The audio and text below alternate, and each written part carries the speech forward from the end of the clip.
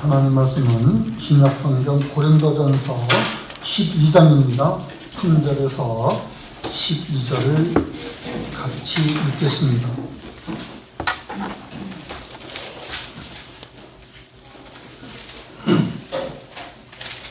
3절에서 12절 시작. 그러므로 내가 너희에게 알리노니 하나님의 영으로 말하는 자는 누구든지 예수를 저주할 자라 하지 아니하고 또 성령으로 아니하고는 누구든지 예수를 주시라 할 수 없느니라. 은사는 여러 가지나 성령은 같고 직분은 여러 가지나 주는 같으며 또 사역은 여러 가지나 모든 것을 모든 사람 가운데서 이루시는 하나님은 같으니 각 사람에게 성령을 나타내시는 유익하게 하려 하시니라. 어떤 사람에게는 성령으로 말미암아 지혜의 말씀을, 어떤 사람에게는 같은 성령을 따라 지식의 말씀을, 다른 사람에게는 같은 성령으로 믿음을, 어떤 사람에게는 한 성령으로 병 고치는 은사를, 어떤 사람에게는 능력 행함을, 어떤 사람에게는 예언함을, 어떤 사람에게는 영들 분별함을, 다른 사람에게는 각종 방언을 말함을, 어떤 사람에게는 방언들 통역함을 주시나니 이 모든 일은 같은 한 성령에 행하사 그의 뜻대로 각 사람에게 나누어 주시는 것이니라. 몸은 하나인데 많은 지체가 있고 몸의 지체가 많으나 한 몸인 것 같이 그리스도도 그러하니라. 아멘. 오늘과 다음 주는 성령의 은사에 대해서 말씀드리려고 합니다. 성령의 은사가 오늘은 첫 번째 시간으로 개인적 은사가 아닌 교회적 은사라는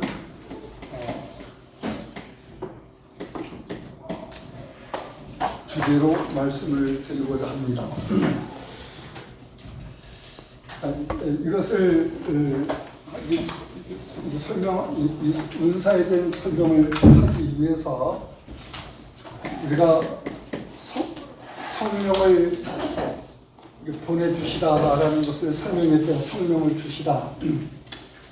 성령을 보내주셨는데 성령을 주시다, 보내주시다. 그런데 이렇게 우리에게 보낸 이 성령으로 우리에게 있어지는 일이 어떤 거냐 했었을 때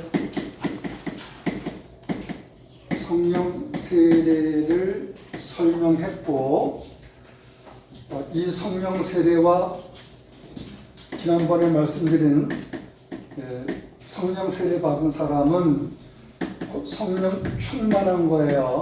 성령 충만. 이때 이 성령 세례는 중생의 사역하고 관련이 있다.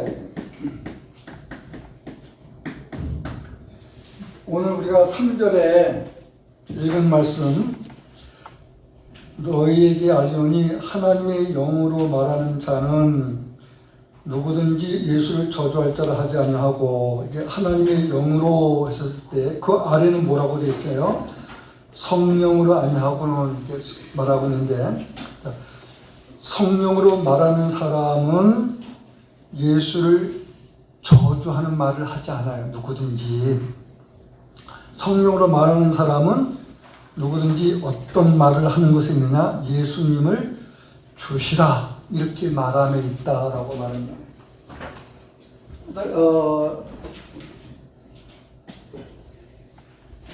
신앙 고백이잖아요. 신앙 고백.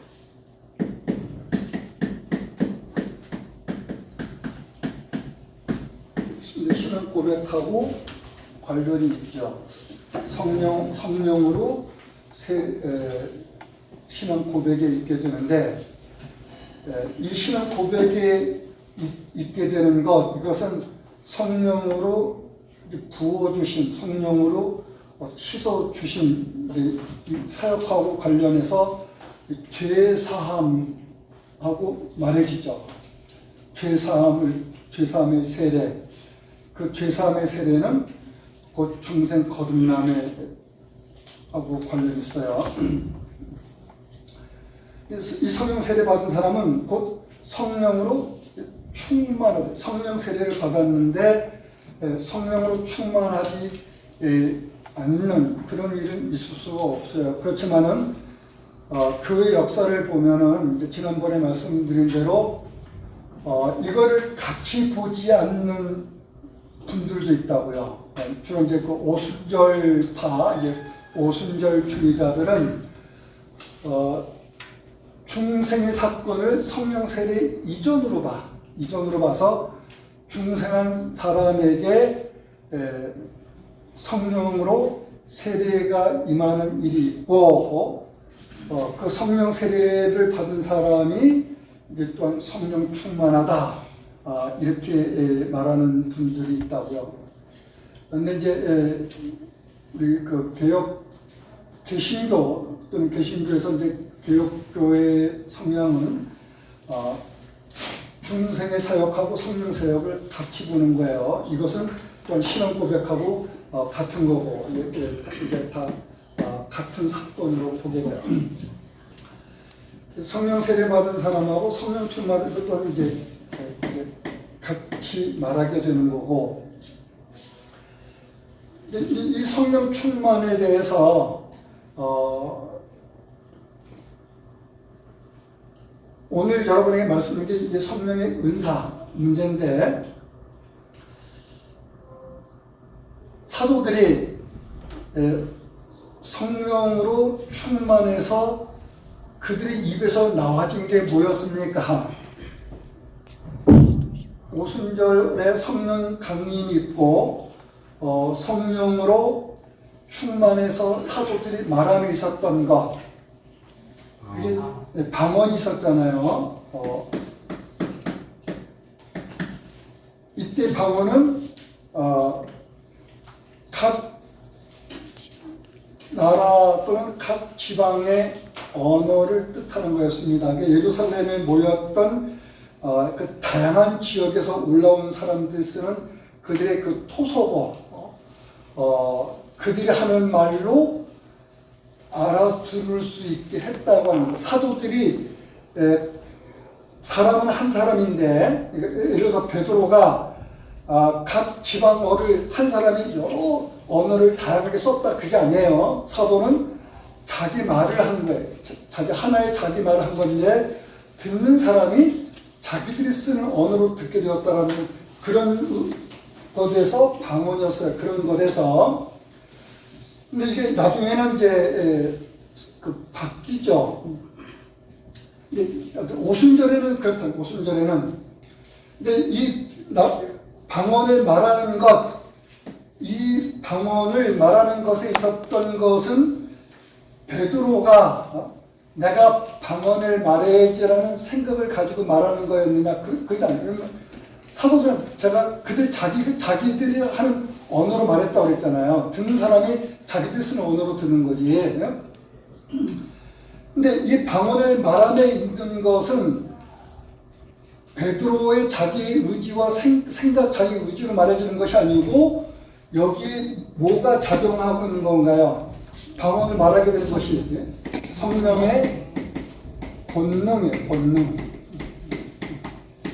성령으로 충만한 베드로가 방언을 말함에 있게 된 것, 이것은 성령의 본능으로 있는 일이었다라는 거죠.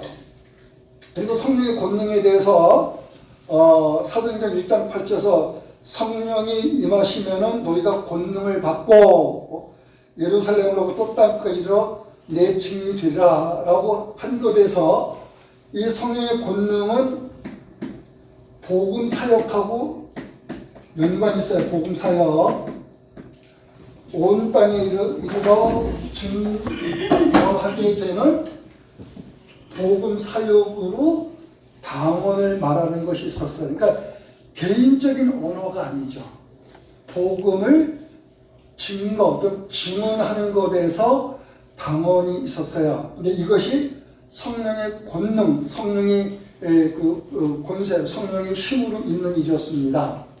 성령께서 사도들을 사로잡고 그들을 지배해 가시는 그 힘에 의해서 이 방언을 말하는 것에 있었어요.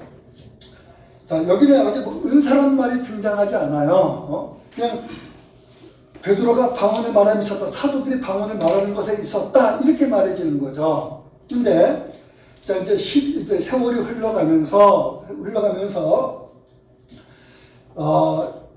오순절에 있은 이 방언을 말하는 것에 의해서 주 예수 그리스도가 증거되고 믿는 자들이 더해져서 교회가 세워졌잖아요. 그걸 예루살렘 교회라고 말합니다. 첫 번째 교회예요.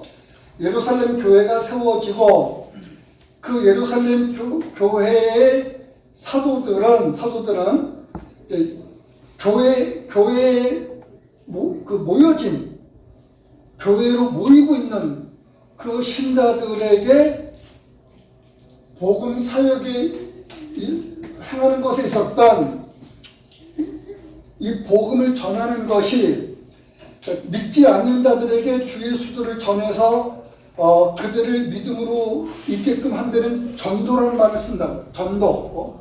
또는 외지에 다른 민족, 다른 나라, 다른 민족으로 확대할 때는 이제 선교라는 말을 쓰지만은 복음 전도예요. 근데 교회로 모여진 사람들에게 복음을 전하는 것은 전도라고 안 하죠. 그거는 복음을 설교하는 거예요. 설명.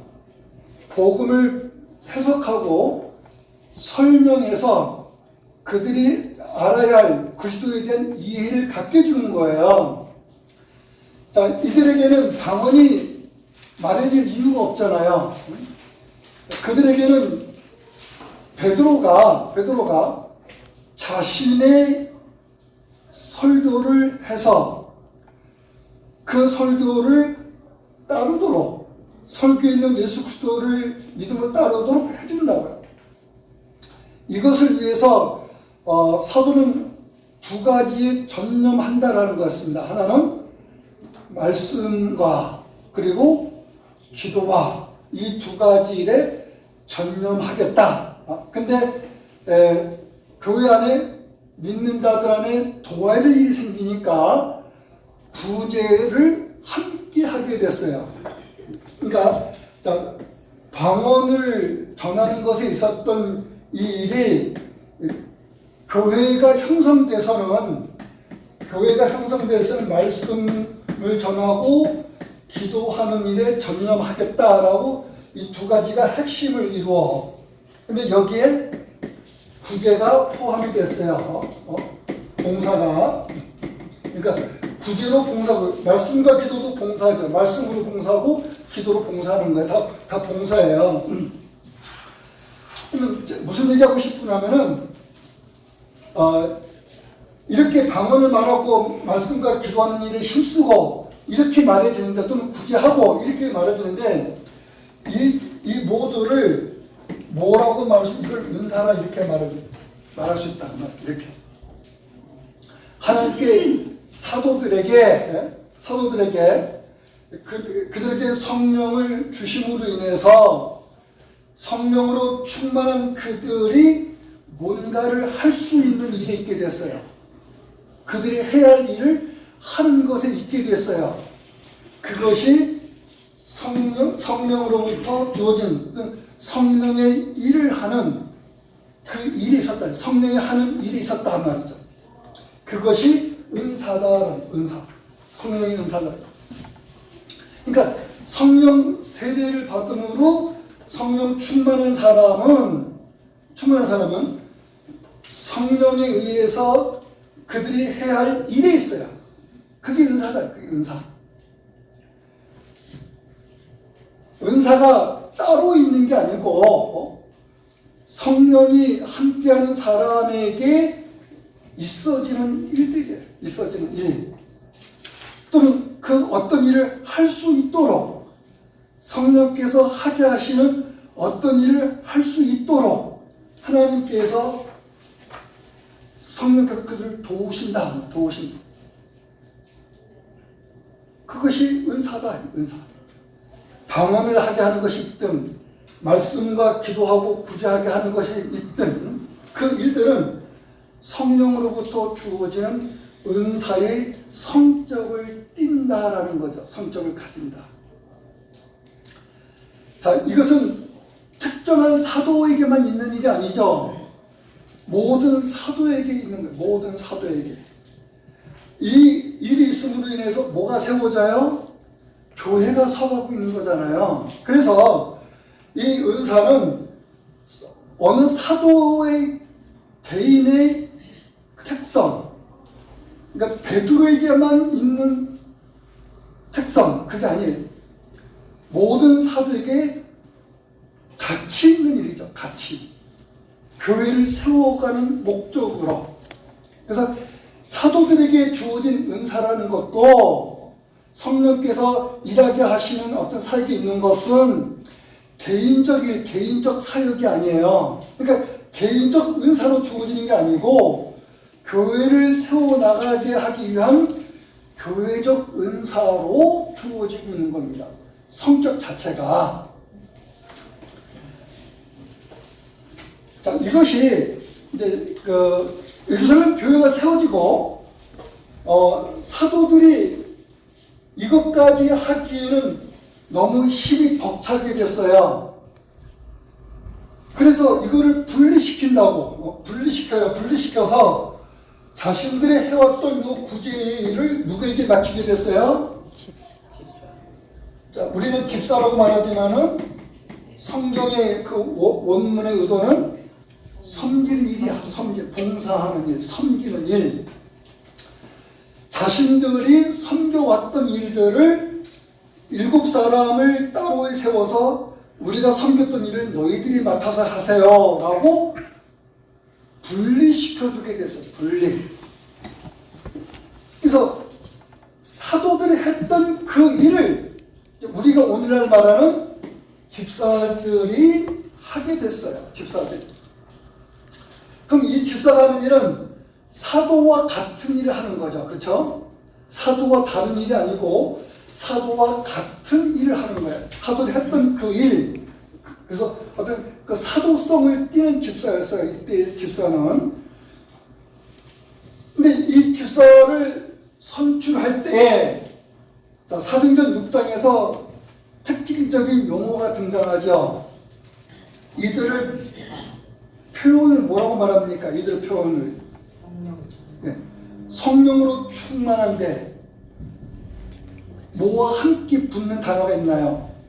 은혜, 믿음, 지혜, 믿음, 권능 이런 단어가 같이 따라붙어.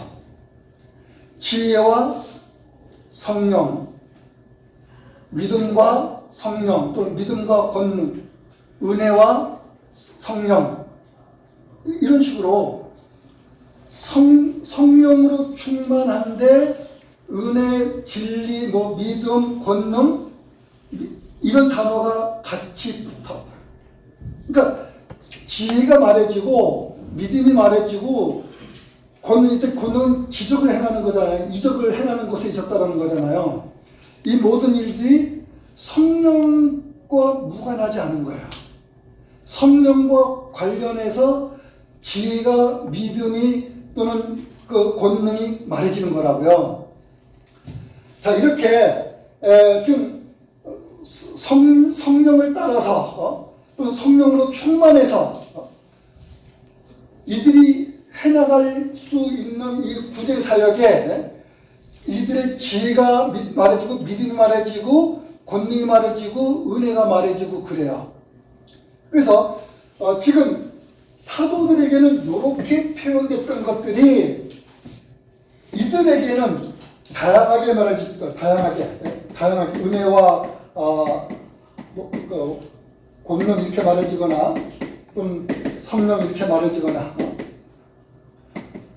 믿음과 성령 이렇게 말해져요. 또는 권능과 성령. 그래서 이들이 봉사하는데 사역하는데 이들에게서 발휘되어지는 성령이 충만해서 또 성령으로 일하는 것에서 은혜, 진리, 지혜 이런 게 말해진다고요. 이런 것들이 말해진다고요. 그러면 이게 다 뭐냐면 성령으로부터요. 성령을 따라서 또 성령으로 충만해서. 그래서 사실 이런 것들도 이걸로 말해준 은사로 성령으로부터 있어지는 일이에요. 근데 사도들의 사역을 보면은 사도들의 사역에서는 여기 권능이라고 하는 것이 이적, 기적인데 또는 이제 표적으로도 말해지고 일반적으로 쓰는 것은 사람들이 기적을 행했다, 이적을 행했다. 그러면 이적을 행했다, 기적을 행했다는 것이 어떤 거냐면 기적이라고 하는 것은 자연적 현상으로 일어날 수 있는 일이 아니잖아요. 그러니까 자연적 현상을 넘어서는 것이니까 무슨 현상이라고 말합니까? 그것을 초자연적 현상 이렇게 말해요. 초자연적으로 있어지는 일이 기적이에요. 그럼 자연적 현상으로 있어지는 일이면은 세상의 존재는 자연에 의해서 일어날 수 있는 일이고 거기는 인간이 존재한다. 인간이 일으킬 수 있는 일 이렇게 되겠잖아요. 자연적 현상이면은 초자연적 현상은 인간이 일으킬 수 있는 일이 아니에요. 그러니까 자연을 초월한 거예요. 그 초자연적 현상이에요. 그 인간이 일으킬 수 있는 범위 밖이에요. 그 인간이 일으킬 범위 밖에서는 누가 다루어지나요? 만물을 만드시고 곧 인간을 창조하신 하나님하고 관련이 있죠. 그러니까 인간이 일으킬 수 있는 일이 아니고 하나님이 일으킬 수 있는 일 또는 하나님이 일으키시는 일, 그게 초자연적 현상이에요. 그 초자연적 현상으로 하나님이 일으킬 수 있는, 다른 말로는 하나님의 영이 즉 성령께서 일으키시는 그 권능으로 행해지는 거야. 권능으로. 사람이 행해지는 권능이 아니에요. 자, 이것으로 사도들은 어떤 일을 했느냐라는 거예요. 사도들은 어떤 일. 베드로와 요한이 전륜발이죠. 일어서서 걸을 수 없는, 그러니까 안진뱅이, 전륜발 안진뱅이. 일어나 걸으라 하고 그의 손을 일으키니 벌떡 일어나서 다리가 힘을 얻고 걸었어요. 그래서 사람들에게 크게 외치는 거예요. 나를 일으키신 분, 나를 일으키신 그 일에 대해서 이야기하게 돼요. 사람들이 굉장히 놀라워하게 되죠. 그가 증언하며 있었던 건 나사렛 예수, 그 이름을 증언하게 되는데, 자, 안진뱅이를 일으킨 것, 이거 불구자를 온전한 상태로 있게끔 해서 정상적인 행동에 있게 한 거죠. 정상적인, 이거 기적이야. 그거 외에 이게 신체적 불구만 아니라 각종 질병에서, 근데 성경에서 고치는 질병은 그냥 낫는 질병이 아니죠. 저절로 이렇게 차 맞으면 낫어서 감기 걸렸다. 2주일만 약 안 먹으면 돼. 고생은 하지만은 그래도 2주 동안만 꼭 참고 고통을 좀 참고 나가면 2주면은 이건 감기 그 바이러스가 퇴치가 돼가지고 어떤 정상적으로 할 수 있어요. 그거를 예수께서 고쳤다 그렇게 안 나오죠.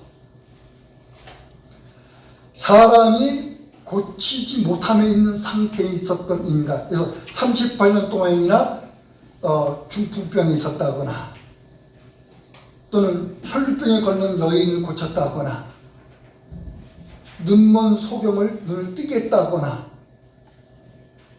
심지어는 죽은 나사로를 살리거나, 이게 이적이에요. 자연적으로 또는 어떤 뭐 한약이든 양약이든 간에 약의 치료로 나을 수 있는 상황이 아닌 것. 근데 그들 성령의 권능에 의해서 지금 회복된 정상적인 인간의 몸의 상태로 있게끔 되어진 상황. 그거를 기적이라 또는 이적이라고 하는데, 그러니까 불구나 질병으로부터 낫게 한 거예요. 또는 죽은 자를 살리는 이적은 예수께서 나사로를 살린 것에서 보죠. 근데 사도들이 죽은 자를 살리는 일이 있었나요, 없나요? 있었죠. 누가 있었나요? 누구에게서? 바울. 네, 바울에게서도 있었죠. 바울이 전도 여행 가운데 어느 곳에서 밤늦게까지 또는 그 다음날 새벽 이르기까지 길게 성경을 강론하는 일이 있게 됐어요. 근데 청년 하나가 그 2층 난간에서 바울의 설교를 듣다가 두려움을 이기지 못해서 이제 껐떡하다가 2층 난간에 떨어져 죽은 거예요. 사람들이 그 상황을 보면서 굉장히 놀라워하죠. 큰일 났다. 지금 하나님의 말씀으로서 지금 모여든 사람들이 깊이 지금 은혜 받고 있는 상황 속에서 이 불미스러운 사건이 벌어났으니까 굉장히 난감하고 당황스러운 거잖아요. 근데 바울이 그 유고 청년을 살려요. 멀쩡합니다. 자, 이거는 있을 수 있는 일이 아닌데 그 일이 일어났어요. 예수님에 의해서 행해진 권능이 바울에 의해서 행해졌어요. 죽은 자를 살린 이 이적하고 이거하고는 어떤가요? 그냥 죽어야 되는 거야. 죽어야 되는데 안 죽는 것. 이 같은 거잖아요, 사실은. 죽은 자를 살리는 것에 있은 거하고 죽어야 되는데 안 죽는 것. 그 일이 누구에게 있었나요? 죽어야 되는데 안 죽고 멀쩡히 살아있는 것. 역시 바울이었어요, 바울이 로마로 압송되어가는 과정에 그 로마에서 이제 재판받기 위해서 압송되어가는 거예요. 자신이 로마 시민권을 주장했기 때문에 이제 로마 황제 앞으로 가서 이제 변론하게 되는데, 그래서 압송되어가는 과정에 풍랑을 만나요. 풍을 만나서 어떤 섬, 밀리뎀이라고 불리는 섬에서 난파되어서 이제 머물게 돼요. 추위에 떨게 되는데 나뭇가지를 모아가지고 불을 펴서 이제 몸을 좀 녹이려고 하는데 두 손을 녹이고 이렇게 녹이려고 하는데 나뭇가지에 있던 독사가 바울의 손을 물었습니다. 원주민들은 바울이 죽었다 했습니다. 당연히 죽어야 되는 거예요. 독사에 물렸으니까. 누구든지 살 거라는 생각 아무도 안 가졌어요. 근데 바울이 툭툭 털어버립니다. 불 속으로 툭 터서 멀쩡해요. 죽어야 되는데 안 죽었어요. 그리고 그 일로 인해서 그 섬에 있던 그 추장의 그 아버지라든지 그와 더불어서 그 원주민들 일부들을 바울이 이적을 행해서 그들이 걸렸던 온갖 병으로부터 고치는 이적을 행합니다. 죽은 자를 살리고 죽었는데 바울이 안 죽고. 자, 이거 기절이에요. 불구를 고치고 병으로부터 고치고 죽음으로부터 살아나고 살리고. 이것이 개인의 어떤 그 사도나 누군가의 그 개인에게 있어지는 일이 아니고 바울과 함께한 성령이 그 일을 일으키시고 바울과 함께한 성령이 사도들에게 그 일을 일으키셨다. 그러니까 개인의 은사가 아니에요. 개인적 은사로 그 일이 행해진 것이 아닌 거예요. 이 기적을 행하는 것이 지금 바울 이 사람이 누군데, 사도들이 이 사람이 도대체 누군데, 이 사람이 증거하는 주 예수 그리스도가 도대체 누군데 하는 거라. 누군데.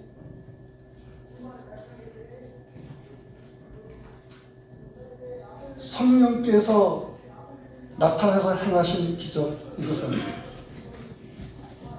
이게 다른 말은 은사로 말, 성령으로부터 주어진 은사다. 왜? 은사란 말에 우리말로 좀 더 쉬운 용어가 뭡니까? 은사란 말, 우리말로 좀 더 쉬운 말, 은사와 같은 우리말로 쓸 수 있는 쉬운 말, 네? 선물이네, 선물. 성령으로부터 주어진 선물이다.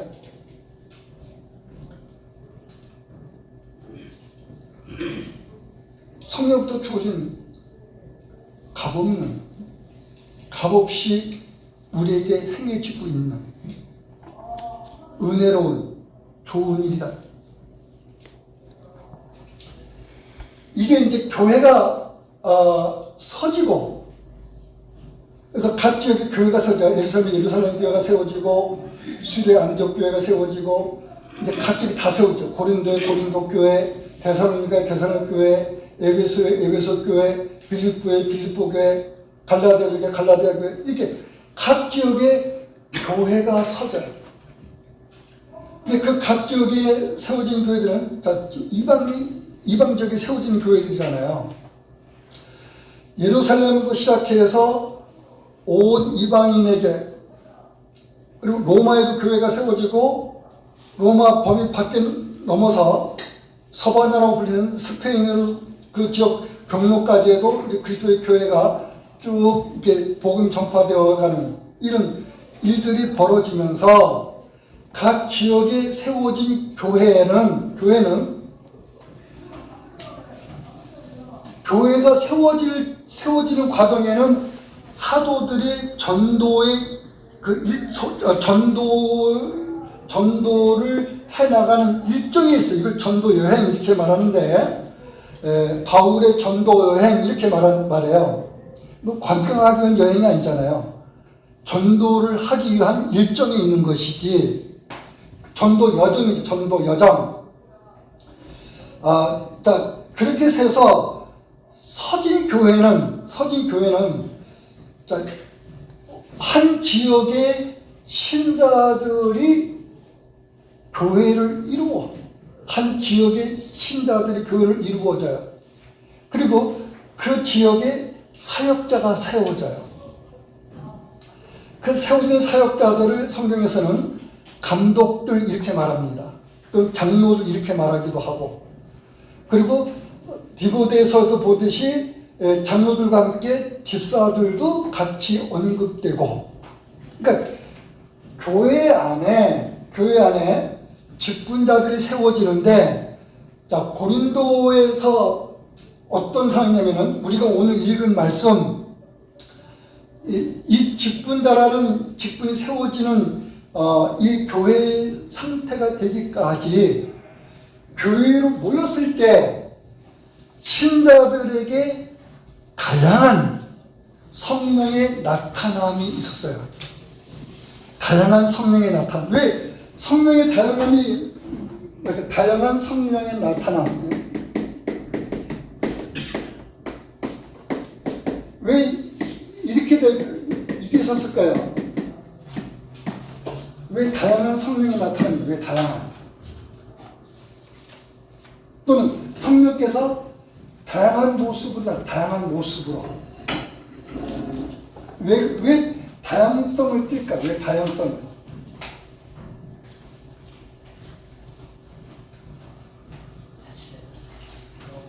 교회를 이루고 있는 사람들이 다양하잖아요.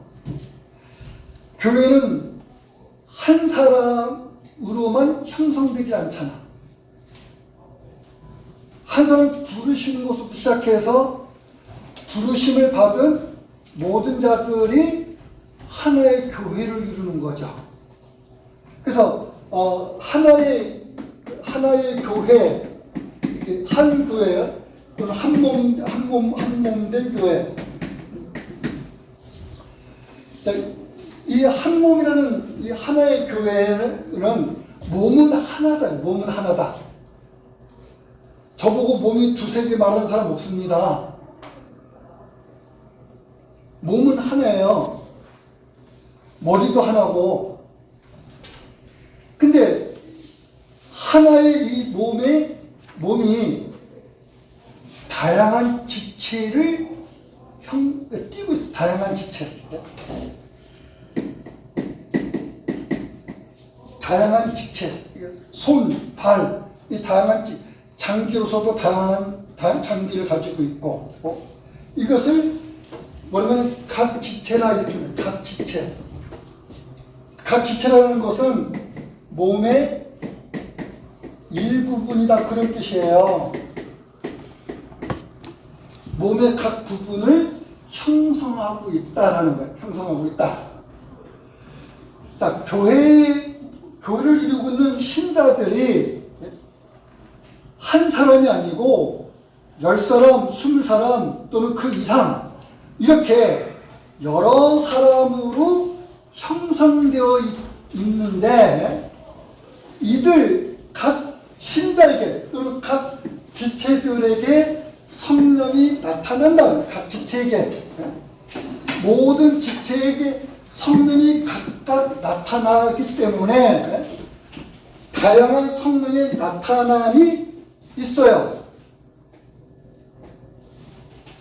이게 하나의 그 모습으로 나타나지 않고 신자들에게 각각 독특하게 나타나는 것이 각각 독특하게. 그래서 이게 고린도전서 12장을 비롯해서 로마서 12장이나 에베소 4장이나 이런 데서 종합해 보게 되면은 여러 가지 다른 이름으로 성령의 은사가 말해져. 성령의 나타남이 말해져. 즉 성령의 은사가 다양하게 말해져요. 그리고 그 설명으로 왜 그래 했을 때 몸은 하나이지만 그 몸은 각 지체로 이루어져 있지 않느냐. 만약에 몸이 하나고 지체가 하나이면은 성령의 나타남도 한 사람이니까 하나로 나타날 건데 몸은 하나지만 지체가 여럿이다. 여럿으로 형성되어 있기 때문에 그 여러 사람 각각 모두에게 성령의 나타남이 있어서 다양성을 틴다라는 거예요. 다양성을 띈다. 그래서 이게 성령의 은사가 다양성을 띈다. 다양성을. 어떤 사람에게는 믿음을, 어떤 사람에게는 지혜를, 어떤 사람에게는 이적 행함을, 어떤 사람은 예언함을, 방언함을, 통역함을, 지혜, 지식을 등등 여러 가지 나타나는 거예요. 자, 제가 아까 직분 얘기하면서 그 전에 요걸 얘기했잖아요. 요게 교회로 하나의 몸을 교회를 이루는 신자들이 왜 말이냐면은, 자, 오늘 우리가 주일날에 부천개혁교회로 모여냈을 때 부천개혁교회라는 이름을 쓰는 것은 지금 우리 교회가 이 이름을 사용하고 있다는 것인데 우리는 건물을 써서 여기에 집합을 해요. 집합할 때 여러분 교회론을 여러분 공부하시면은 건물이 교회다라고 가르치는 사람 아무도 없어요. 어떤 특정한 장소가 교회의 자리다 이렇게 가르치는 분 아무도 없다고. 교회는 건물도 아니에요. 교회는 장소 개념도 아니에요. 그럼 교회는 뭐냐? 믿음의 공동체, 신자들의 무리다. 이렇게. 그들이 그리스도의 몸으로 하나로 회집되어서 나타나고 있는 모습을 교회라고 말한다. 그럼 왜 그렇게 하나로 모여서 교회라는 모습을 띠느냐? 왜 그 나타낼 때 이유가 있는 거잖아요. 그리스도 예수 안에서 예배하기 위해서, 하나님을 경외함에 있게 하기 위해서 이렇게 얘기하게 돼요. 자, 고린도 교회에 그런 거예요. 그들이 고린도라는 지역의 신자들이 그리스도 안에서 하나님을 경외함에 있는 그 예배라고 하는 이 모습, 즉 교회 모습을 띠는 거죠. 그랬을 때 그들은 뭘 해야 돼요? 회집한다고, 회집. 어떤 일정한 장소에서 그들이 모여서 그리스도 예수의 이름으로 하나님을 예배하는 그런 형태를 갖는데, 거기에 모인 사람들에게 성령의 이 다양성, 성령이 다양한 모습으로 신자들 각 개인에게 나타나는 일이 있었다. 그래서 어떤 신자에게, 그때는 오늘처럼 예배 질서가 없었던 시대예요. 예배가 순서에 의해서 질서 있게 하나하나 순서적으로 진행되는 것이 아니고, 어떤 그 순서지에 의해서가 아니라 교회 안에 모였을 때 그들에게서 있어지는 것이, 어떤 사람은 지혜와 또는 어떤 지식을 따라서 하나님의 자신들이 하나님께로부터 받은 그런 은혜로운 이야기들을 말하고 증거하고, 어떤 사람은 예언하는 것이 있었고, 어떤 사람은 방언하는 것이 있었고, 통역하는 것이 있었고, 또는 그들 안에서도 기적을 일으키는, 병 고치는 일이 있었고, 이런 일이 있었다라는 그런 일들이. 그래서 지금 교회로 모이고 있는 이들이 다 같이 하나의 믿음을 가지고 있는데, 그 하나의 믿음은 한 주님을 섬기는 거예요. 그 한 주님을 섬기는 이 하나의 이 믿음은 한 분 성령으로부터 주어진 일이야. 믿는 자들이 A, B, C, D가 있으면은 A가 믿는 성령, B가 믿는 성령, C가 믿는 성령이 전부 다른 게 아닌 거예요. A, B, C 각 세 사람이 그들이 한 성령을 받아서 한 분 성령에 의해서 한 분 주님을 섬기는 한 믿음, 하나의 믿음이 있게 된 거예요. 자, 그것으로 한 성령, 한 믿음, 한 주님을 섬기는 것에 있었던 것입니다. 그들이 같은 주께로부터 또는 성령으로부터 주어지는 은혜로운 선물을 받음에 있었던 것을 드러내줍니다. 그래서 서로 신자들에게 각자의 사람들이 당신과 나가 같은 한 성령을 받아서 한 믿음 한 주를 섬기는 자라고 하는 것을 알려주는, 확인시켜주는, 또는 거기에 확신을 갖게 해주는 이런 현상들이 있었다 그 말이에요. 믿는 바와 도리가 다른 게 아니죠. 믿는 주님이 다르고 받은 성령이 다른 게 아니에요. 같은 성령, 같은 주님, 같은 믿음이에요. 그들이 받은 것은 같은 은사예요. 은사의 이름은 다르지만, 어떤 사람은 지혜로, 어떤 사람은 지식으로, 어떤 사람은 믿음으로, 어떤 사람은 이적 행함으로, 이렇게 각각 은사의 그 이름은 다양하지만 이게 한 성령으로부터 주어진 은혜로운 선물이었다. 그래서 이것이 교회로 모였을 때 나타나는 현상이었어요. 자, 교회를 이루고 있는 현상으로 성령의 나타남이 있었어요. 다음에 또 모일 때 동일한 거죠. 동일한데, 자, 그때는 지난주는 내가 지혜의 은사를 주셨을까? 이번 주도 나는 지혜의 은사. 당신은 영을 분별하는 은사가 있었습니까? 그 다음 주도 영을 분별하고 그 다음 주도 계속 영을 분별하고 그거 아닙니다. 이게 은사가 한 사람에게 고정화되어 있는 게 아니라고. 고정화된 것이 아니라 교회로 모였을 때 각각의 은사가 다양하게 나타납니다. 다양하게.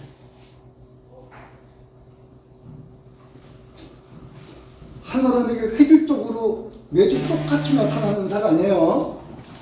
교회로 모였을 때마다 성령의 은사가 다양하게 나타났던 거예요. 그러니까 한 사람이 고정적으로 방언을 말하고 고정적으로 뭐 이적을 행하고 그거 아니란 얘기죠. 제가 말하는 것은. 이번에는 이 사람에게는 A라는 은사, B라는 은사, C라는 은사인데 다음 주에는 이쪽이 A라는 은사, 이쪽이 B라는 은사, 이쪽이 C라는 은사 이렇게 나타나요. 그래서 교회가 이렇다라는 교회 신자들이 이렇게 다 한 성령을 받은 사람이라는 이 특성을 알려주는 일을 했는데 자 이게 개인에게 고정된 은사가 아니라고 그랬잖아요.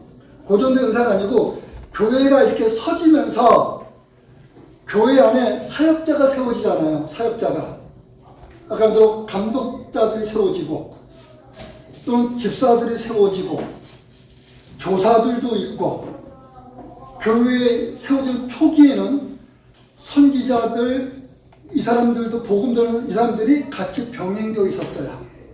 그래서 어떤 자는 복음 전하는 자로, 어떤 사람은 가르치는 자로, 어떤 사람은 이루한 자로 이렇게 점차 일의 성격이 이렇게 고정화된 어떤 직분화된 직분화. 그러니까 하는 일의 사역과 관련해서 직분화된 직분화. 그럼 직분화됐을 때 이 직분이 무슨 직분이에요? 이 직분이 교회 직분이잖아요. 교회 직분. 교회를 섬기는 것으로 주어지는 직분이다. 그러니까 교회 안에 그들이 교회를 모여서 예배하는 자로서의 특성을 지니는 이 다양성이 점차 교회가 서거지고 온 땅의 그리스도의 교회가 이제는 서져서 그럴 때 사도들이 해왔던 일들을 이제는 직분자들이 교회 안에서 행하게 돼.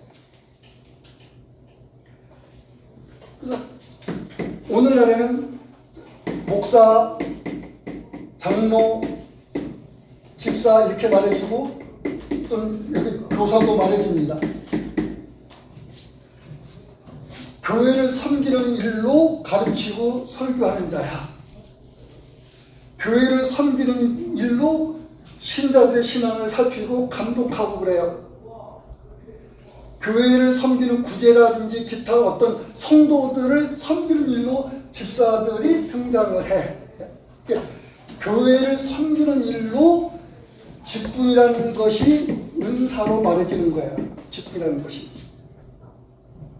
직분은 곧 은사입니다. 자, 그러면은 모든 사람이 다 교회 직분을 맡습니까? 바울이 내죠. 그런 말이에요. 교회 안에 모두가 다 목사가 되는 거냐? 모두 장로로 다 있고 모두가 집사 다 있는 거냐? 그거 아니다. 교회 안에는 우리 교회의 그 신자들의 수에 의하면 목사는 저 하나는 족하잖아요. 그래서 장로는 자, 2명, 3명이면 족하고 집사는 성도들 도와야 될 일이 많이 있단 말이죠. 그러니까 자, 그들도 뭐 2명, 3명 그 이상이면 되는 거죠.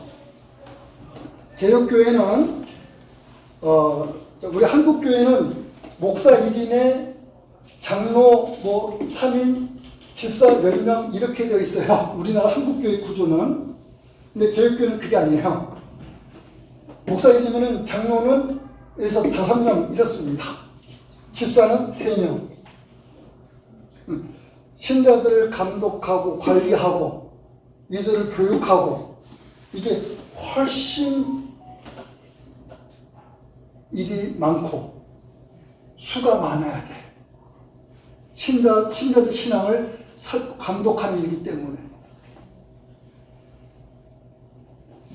근데 우리나라는 집사가 많고 장로는 좀 그보다 적고 목사는 그보다 적고 이런 순서예요. 근데 그렇진 않아요. 어쨌든 뭐 숫자 어쨌든지 간에 한국 교회는 임시직도 있죠. 임시직. 전도사도 임시직이에요. 권사도 임시직이고 권찰도 임시직이고 서리 집사도 임시직. 이거는 성경에 없는 직분이에요. 한국 교회가 만든 거야. 원래 개혁교회는 그 직분 없어요. 3직 또는 4직만 존재하지. 교사까지. 근데 우리 한국교회는 유난히 직분을 많이 만들어서 임명을 해요. 여러 가지 의도가 있지만 좋은 뜻으로 만약에 해석하면은 그만큼 많은 일꾼이 필요할 만큼 일이 많다는 거잖아. 교회 안에.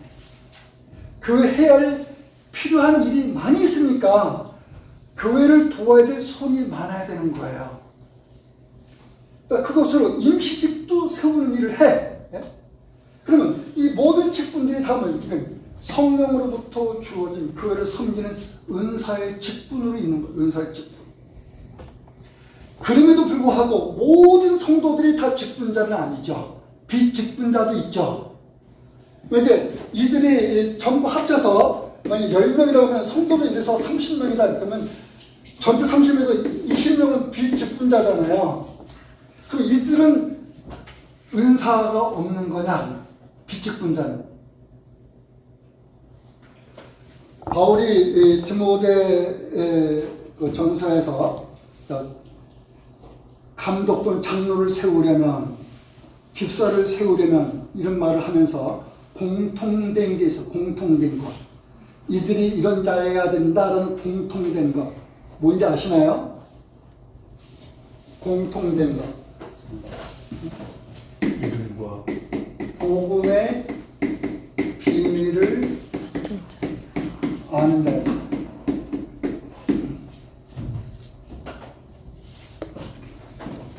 복음의 비밀을 안다라는 것. 이거를 우리가 용어로 말하면 이거라고 말할 수 있다. 믿음을, 지혜를, 지식을 이렇게 말할 수 있다. 그럼 그 믿음, 지혜, 지식 모델, 하나님을 아는 지식, 그리스도 예수를 아는 지식, 성령을 아는 지식, 교회를 아는 지식, 우리의 구원을 알고, 그런 그 지식이잖아요. 그 지식. 성경을 알고 성경을 아는 지식.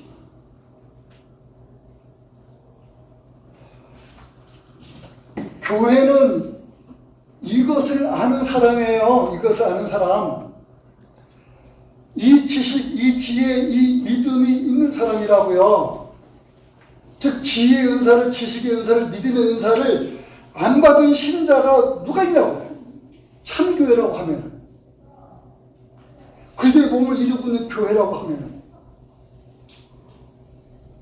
난 지식 받음이 없고 나 이런 은사 나는 없어요 하면은, 은사가 없으면은 이 사람은 성령 충만하지 않아.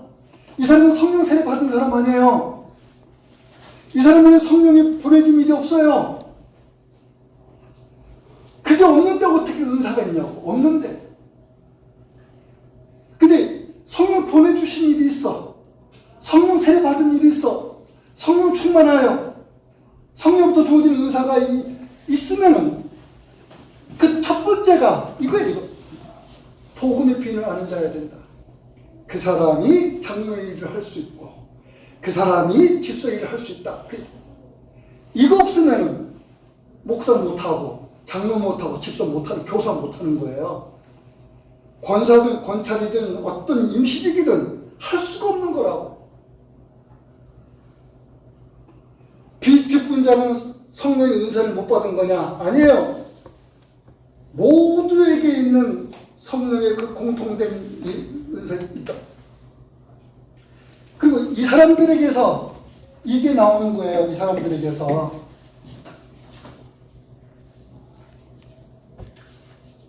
요것만 얘기하고 마칠게요. 우리는 이제 교회 직분이 이제 교회가 제도화되어 가잖아요. 처음에는 제도라는 게 없었어요.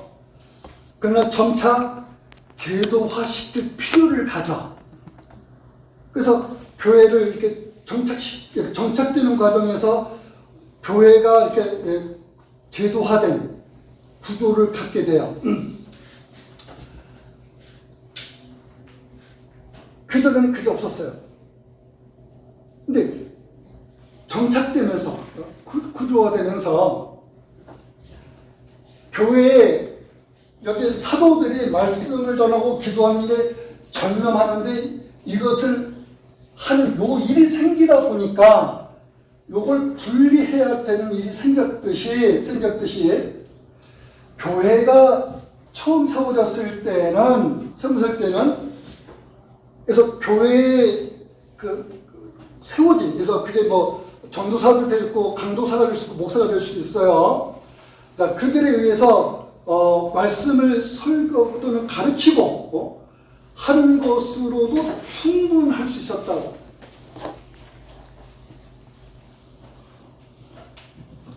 지난번에 우리 이제 한 분하고 장로님 한 분하고 이제 우리 부천교육교회라는 이름을 갖게 된 그 전에는 성략교회였어요. 성략교회. 그 전에는 대광교회였고 근데 교회를 여러 차례 이제 부득이하게 이렇게 이제 폐쇄한 일이 있었어요. 문을 닫고. 그래서 그다가 이제 또 우여곡절을 겪으면서 개혁교회를 바르게 이제 하겠습니다. 그는 교육교회로 서갑시다 라는 요청이 있어서 해올 때 그때 신도수가 몇 명 안 됐습니다. 10명 아래였어요. 그러니까 다 흩어졌다가 다시금 시작했으니까.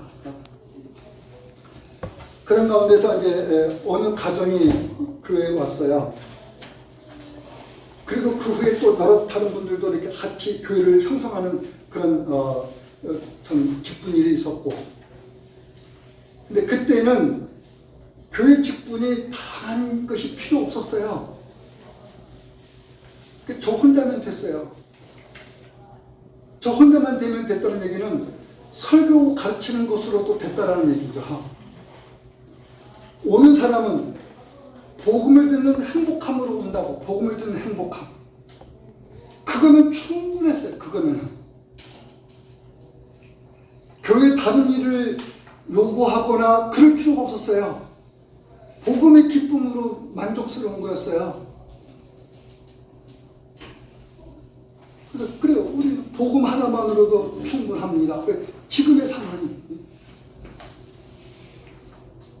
복음의 기쁨이 하나만으로 살아가는 사람입니다. 뭐가 더 필요합니까? 그런 거였어요. 근데 세월이 지나면서 10명이 20명이 되고 20명이 30명 되고 30명에서 뭐 4, 50명 왔다 갔다 하고 이러면서 상황이 바뀐 거예요. 그러면 신자들에게서부터 요구가 나온 거죠. 교회가 어떠해야 되는가? 어떤 교회의 모습을 띄어야 되는가? 지금의 상황이 우리가 교회의 모습이 맞는가? 여러 가지 고민하게 돼요. 궁리도 하고. 그러면서 뭐가 필요하게 되나요? 이제 장로도 세워야 되겠구나. 이제는 집사도 세워야 되겠구나. 세우는데 이전과 같은 명목상만 세우면 안 되겠구나. 정말 성도를 섬기는 봉사자를 세워야지.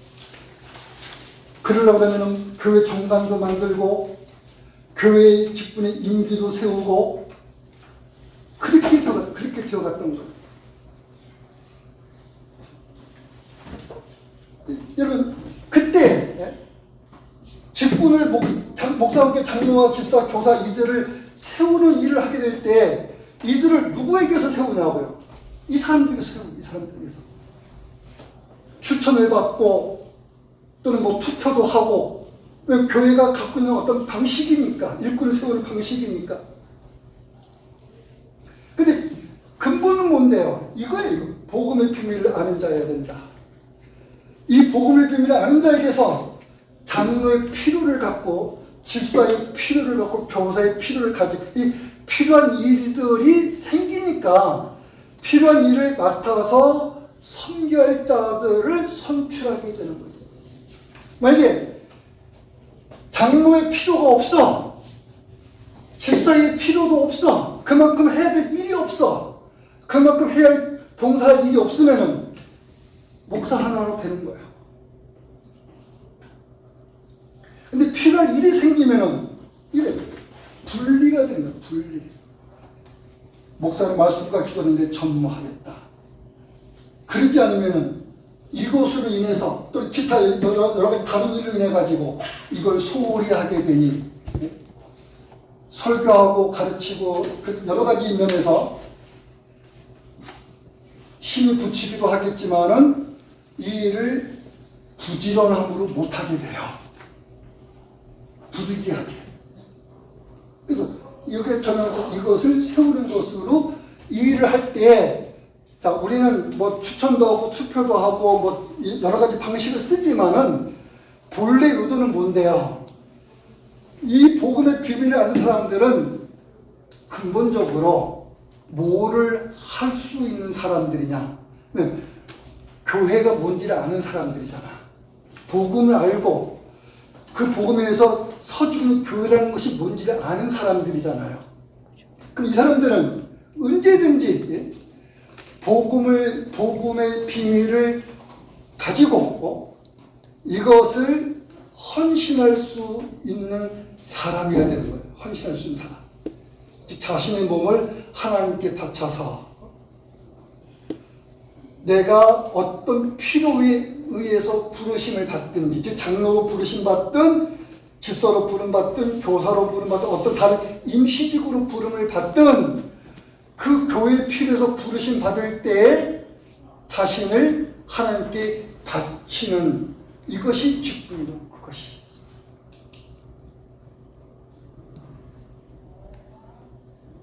그럼 이제 제가 질문할게요. 복음의 비밀을 아는데 교회 직분으로 우리가 나섬에 있는 것, 이게 다를 수 있습니까?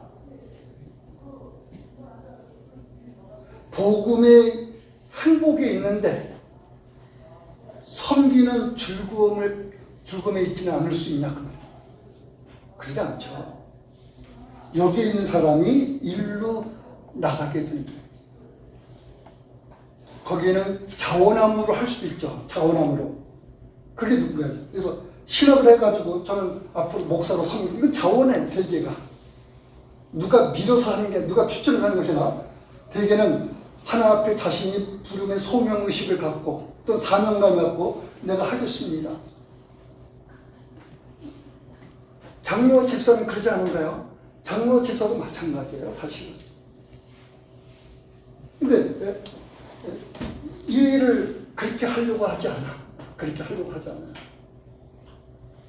이거는 직분에 대한 이해를 여러분이 잘못 갖고 있는 겁니다.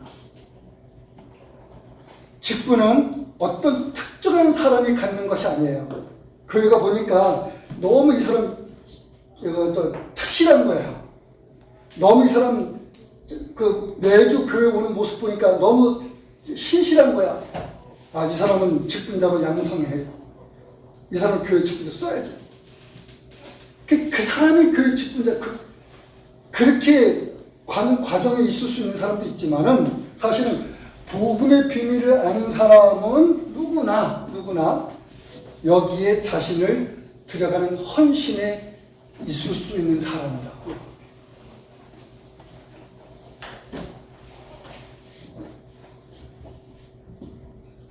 근데 이게 잘 납득과 이해가 안 되시는 것 같아. 이해가 안 돼서 교회 직분을 이렇게 선출하는 과정에 보면 여러 가지 잡음이 있어요. 여러 가지 잡음이 있고, 그리고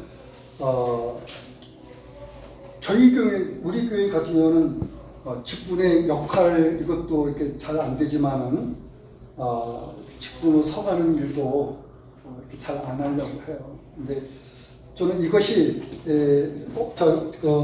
모 교회 어느 목사님은 그렇게 말했어요. 자, 우리는 개혁교회를 지향하잖아요. 개혁교회를 지향. 자, 이 개혁교회를 왜 지향하냐면은 우리는 이것을 교회 개혁으로 봅니다. 교회 개혁. 이 교회 개혁의 완성, 이걸 무엇에 의해서 보느냐? 이거 제가 생각한 게 아니고 어느 목사님이 간 주장, 견해. 교회 개혁의 완성은 교회 직분에 있다라는 거예요. 교회 직분이 정상적으로 제대로 서갈 때, 교회 지금 정상적으로 제대로 서지는 교회에 있을 때 교회 개혁이 이건 교회가 개혁돼서 제대로 길을 가고 있는 거야, 이렇게 말할 수 있다는 거죠. 근데 교회 직분이 제대로 서지 않으면은 이거 안 되는 거예요. 미완성이라고 말할 수 있지만은 아주 그 미비한 상태의 교회. 왜냐면 지금 이 집을 통해서 성령의 은사가 교회를 그리스도의 몸으로 완전케 하려 함이다라는 거잖아요. 그래서 은사를 준다는 거잖아요. 그리스도의 몸으로 완전케 하려 합니다. 근데 이게 안 되면은 그리스도의 몸으로 교회를 완전케 해나가는 이 일에 힘도 들고 시간도 많이 걸리고 여러 가지 문제도 갖고 이 교회로 서가는 일이 너무 어려운 거죠. 더 설명해야 되는데 어떤 교회 직분에 대해서는 여러분이 다 보세요.